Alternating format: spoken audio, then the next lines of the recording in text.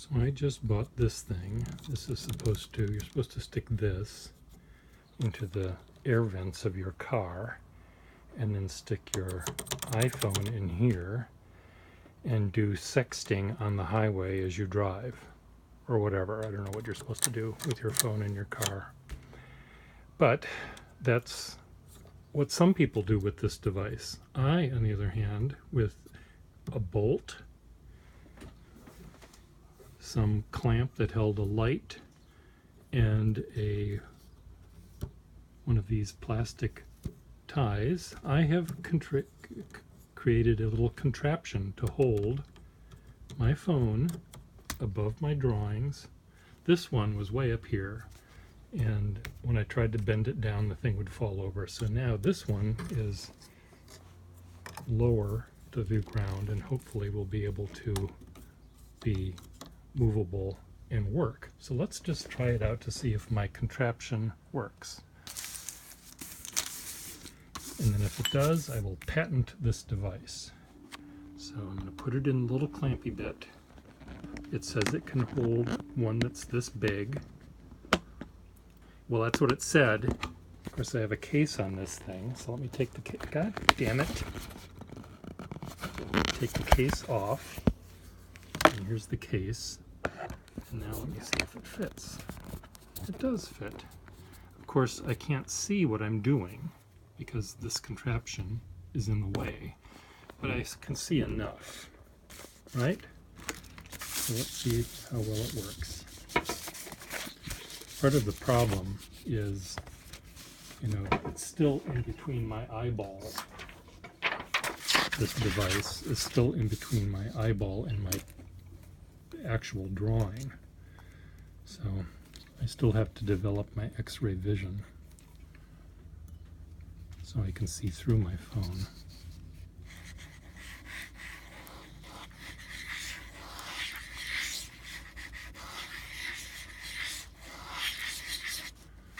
Okay, you can kind of see what I'm doing. You can see that I smeared. So now that I started this, what is this going to be? Is it going to be another one of my animal husbandry things?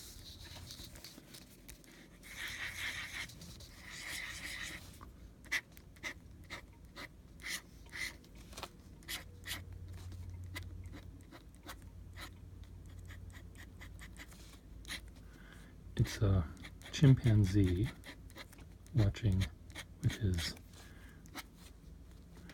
eyelashes,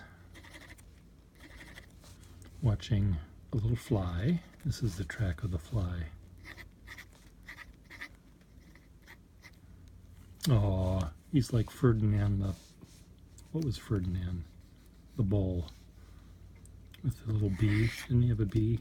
I forget my stories. Oh, that was not called for. I'll just say that there's all sorts of bugs around this. I wasn't really planning on drawing anything. I was showing you my contraption.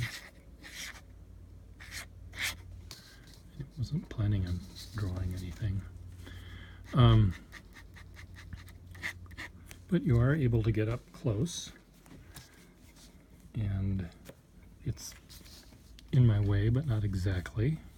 I can see all of the drawing and then some. I can see all the way, well, anyway, I can see the drawing, and I can also see that my pen is still inside the drawing, so this is working better than my other contraption. Is this a chimp? There we go. Now I'm going to make it look like a chimp. Big ears. Big ears have chimps.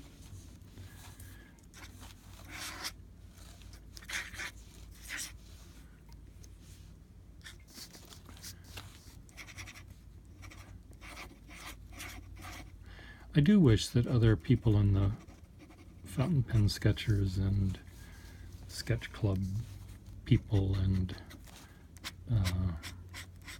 urban sketcher people would show how they draw, because I think it's kind of fun to see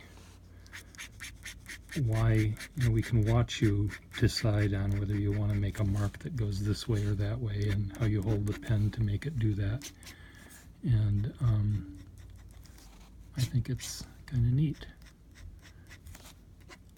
I once wanted to have demonstrations happen here at Brick Bottom during Open Studios, and I asked one of the very talented realist painters in the group if he would be willing to set up a little easel and demonstrate his technique.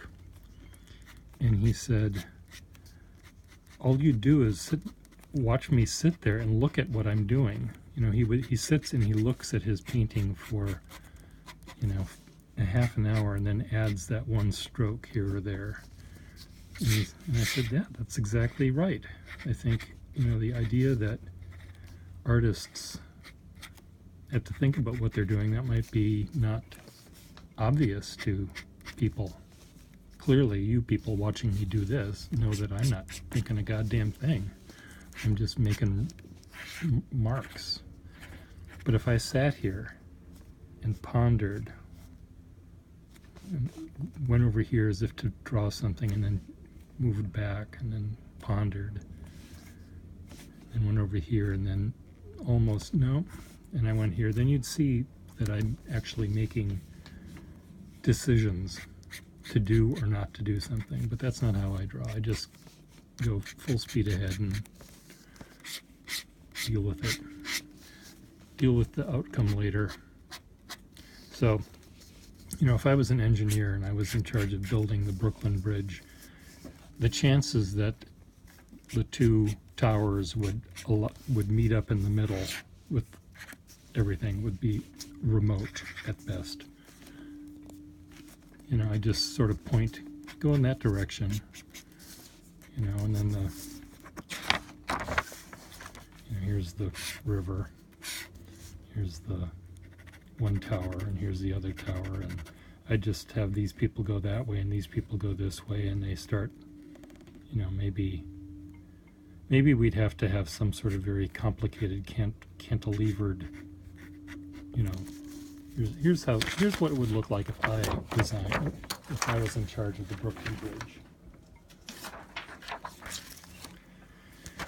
Okay, we'll do a sort of here's Manhattan, here's Brooklyn, here's the one tower. What does it look like? Sort of like that Gothic towers.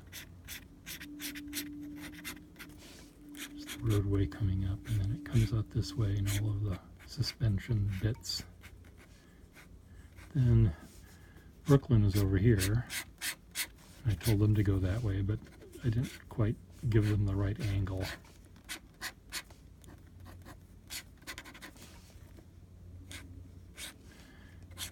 So they're not meeting right here. So what do we have to do to fix that? We have to just build these taller. That's easy. Just add some more stuff up here, some pulleys. And then this pulley would go down here to hold this up. This one would go over there to hold that one up. And then we can see how that would work. So here we stop and we go over that way. So the top view of this would be this. See? That's pretty good. And, you know, there'd be other little things going on here. Maybe they could, you know, do that, and the people from Brooklyn could, you know, this would be a laundry drying service as well. You'd be able to hang your clothes up, you know, along these things, because there's a nice breeze. Okay, so that's how it would work. But thankfully for the residents of Brooklyn and New York, I was not hired to design the Brooklyn Bridge. But anyway, this is the way I draw would be, you know, what I do is I draw first and think later. Or in the case of what I do, I sometimes draw first and then have to Okay, now I made that line, so now what am I going to do? I'm going to have to turn that into something else. So anyway, now with this contraption right here, I'm able to show you the mistakes I make close up, really close up. Isn't that fun?